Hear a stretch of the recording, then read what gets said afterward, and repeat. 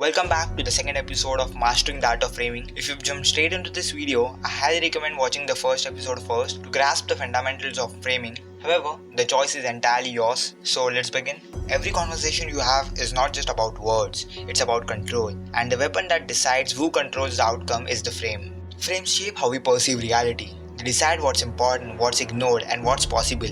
In Persuasion, the person who sets the frame isn't just leading the conversation, they are deciding the outcome before it even begins. In this video, we'll break down why frames are critical in persuasion and communication, and how they allow you to influence others without resistance. We'll cover three key strategies. The first one is gonna be an example from Game of Thrones, how Tyrion's mystery of framing allowed him to outsmart more powerful enemies. Second one, pattern disruptions through humor, how humor can break established frames and shift the power dynamic in your favor. And the last one, timing and execution of humor, why delivering humor at the right moment can destabilize an opponent's frame and give you the advantage. Understanding frames isn't just about influence, it's about dominance. If you want to control the conversation and direct the outcome, mastering frames is not optional, it's essential. So we are going to be digging deep into it, so I recommend you to take a notebook because maybe you'd need to write a hell of a lot notes. So at first, we are going to be starting with an example from Game of Thrones, which is Tyrion's frame versus Savage's frame. Few characters in media understand the power of framing better than Tyrion Lannister. Despite lacking physical strength, dwarf of Casterly Rock, than political backing, Tyrion constantly controls conversation and outcomes by redefining the frame. I've divided each section into multiple subsections, so let's start with 1.1, Tyrion's trial, reframing guilt. Tyrion's trial for Joffrey's murder is a masterclass in strategic framing. The prosecution frames Tyrion as a murderer and traitor. Tyrion doesn't deny the accusation. Instead, he reframes the narrative by exposing the hypocrisy behind the trial. By admitting guilt for being hated, not for the crime itself, Tyrion changes the emotional weight of the trial. The focus shifts from evidence to emotion. The audience is no longer thinking about whether he is guilty. They are questioning the legitimacy of the court itself. This is a critical framing technique, redirecting the emotional response to undermine the frame itself. Do you wish to confess? Yes, Father. I'm guilty. Guilty? Is that what you want to hear? Do you admit you poisoned the king? No. Of that I'm innocent. I'm guilty of a far more monstrous crime. I'm guilty of being a dwarf. You are not on trial for being a dwarf. Oh, yes I am. I've been on trial for that my entire life. Have you nothing to say in your defense? 2.2, The Battle of Blackwater, framing leadership through humor. Before the Battle of Blackwater, Moyle is collapsing. The Lannister forces are outnumbered and terrified. Tyrion steps into this chaos and reframes the situation. Tyrion uses humor to disrupt the fear-based frame. The brain processes humor through the prefrontal cortex, the same area responsible for complex thinking and decision-making. Humor lowers emotional tension and shifts cognitive processing from fight or flight to rational control. Tyrion reframes the situation from we are doomed to we have chance. By doing so, he shifts the mental state of the troops from helplessness to aggression, changing the outcome of the battle. Humor is a highly strategic framing tool. It not only breaks existing frames, but replaces them with more favorable ones. There's another way out. I'm going to show you. Come out behind them and fuck them in their asses.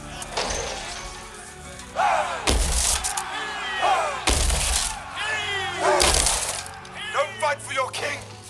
And don't fight for his kingdoms. Don't fight for honor, don't fight for glory. Don't fight for riches because he won't get any. This is your city Stannis means to sack.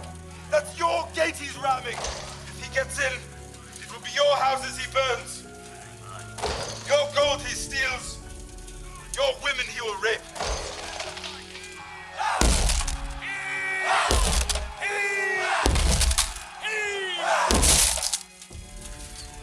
Those are brave men knocking at our door. Let's go kill them!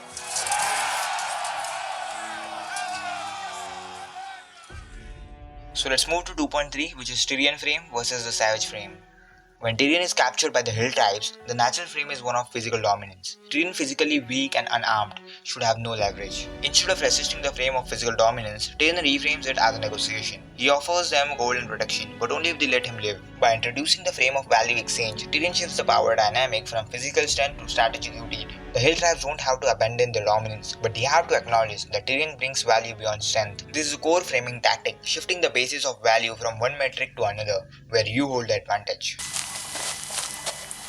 When you meet your gods, you tell them Shagga, son of Dolph, of the Stone Crow, sent you. I am Tyrion, son of Tywin of Clan Lannister. How would you like to die, Tyrion, son of Tywin? In my own bed, at the age of 80, with a belly full of wine and a girl's mouth around my cock.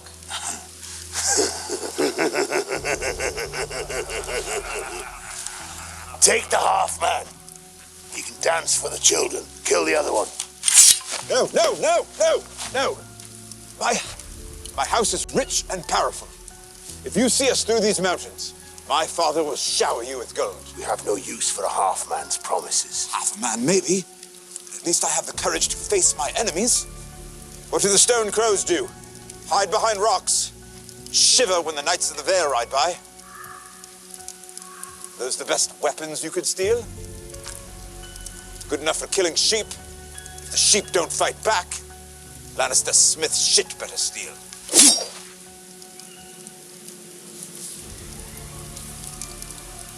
You think you can win us over with your trinkets?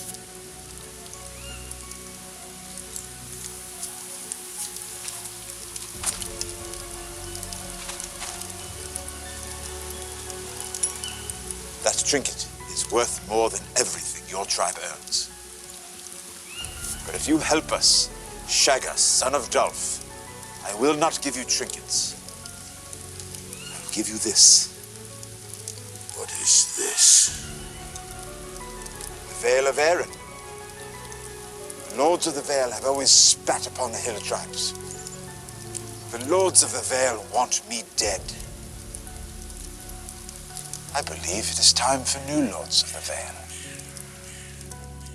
So let's move to the last subsection of this section, which is 2.4, breaking frames with humor and contradictions. Tyrion often breaks frames by embracing them, turning insults into strengths. When he's called a dwarf, he says, "Wear it like armor, and it can never be used against you." By acknowledging the frame and owning it, Tyrion strips it of emotional power. This is why humor and contradictions are so effective. They short-circuit the emotional response and force a cognitive reset. Frames define the game. Tyrion understands this instinctively. He knows that you don't win by resisting the frame, you win by setting it or breaking it. Establishing control through frames is not about aggression, it's about defining reality. Set the frame, control the language, dictate the terms, and the outcome becomes inevitable. Tyrion mastered the game of frames, and so can you. So let's start with the next section, which is pattern disruptions through humor. In communication and power dynamics, control often comes down to predictability. When conversation follows a logical, expected pattern, the person setting that pattern holds the frame, and therefore the control. But humor disrupts that pattern. It breaks the frame, forces a cognitive reset, and shifts the emotional state of the conversation. When used strategically, humor doesn't just create laughter, it creates leverage. Next, 2.1. How pattern disruption works psychologically. The brain processes patterns instinctively. It's designed to predict outcomes based on familiar cues. This is why conversation often follow expected scripts. Humor works by breaking that pattern. When you introduce something unexpected, a joke, a contradiction, or an ironic observation,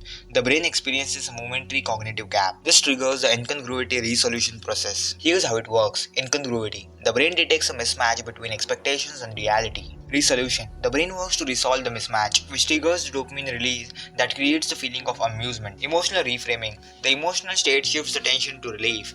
This shift creates a psychological opening, a moment where the existing frame weakens and becomes vulnerable to redefinition. Strategically, this means that humor can be used to interrupt hostile frames, lower defenses, and reposition yourself as the one in control. Now let's understand why humor weakens existing frames. When someone sets a frame, they establish dominance. A frame creates psychological pressure.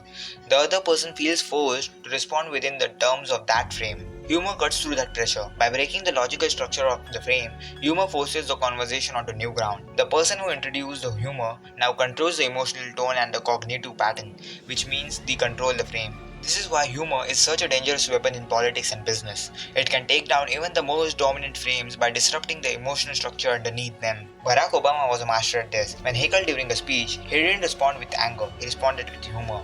That shift from confrontation to amusement broke the frame of hostility and positioned Obama as calm, confident, and in control. Humor not only dismantled the challenge, it elevated Obama's perceived dominance. Let's take an example from House of Cards. Frank Underwood's press conference. Frank Underwood in House of Cards demonstrated demonstrates the power of humor to control the frame during his press conference after a scandal. By making a sarcastic remark about the credibility of the media, Frank shifts the frame from defensiveness to amusement. The room, tense and hostile, suddenly relaxes. The narrative changes from scandal to skepticism about the press. Frank doesn't just deflect the accusation, he reframes the entire situation. The audience's emotional state shifts from outrage to curiosity, giving Frank the advantage. This is why humor is so powerful in Persuasion. It doesn't just relieve tension, it reframes the entire structure of the conversation. 1.4. Humor as a weapon in power struggles. Humor is not just a defensive tool, it's a weapon. It can be used to expose hypocrisy, weaken authority, and redefine social hierarchies. When Varys questions Littlefinger about gaining power through chaos, Littlefinger calmly replies, "Chaos isn't a pit, chaos is a ladder." Instead of getting defensive,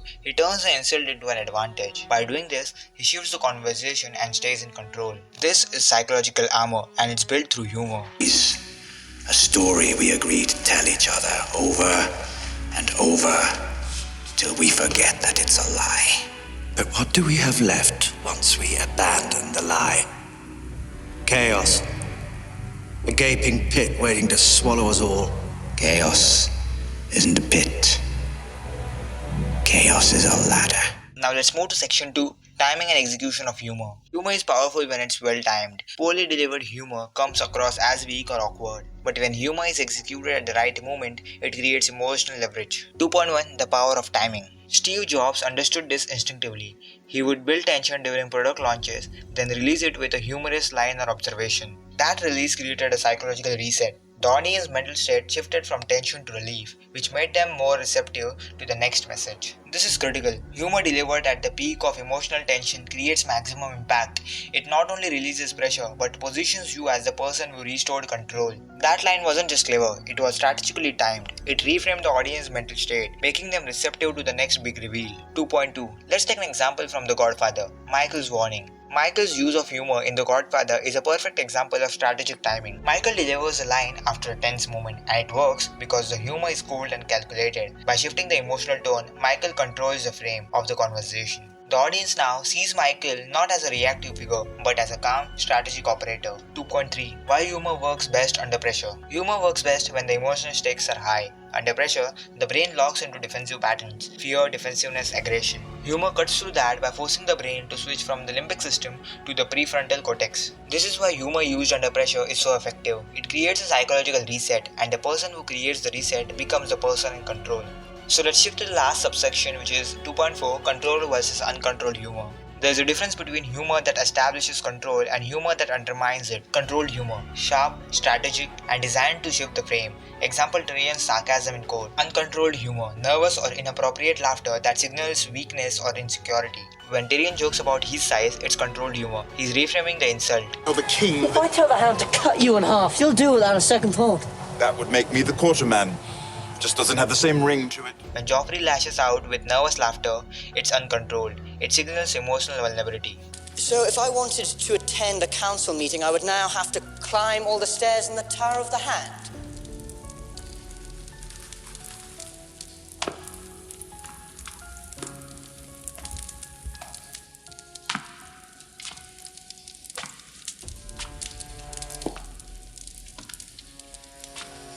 We could arrange to have you carried.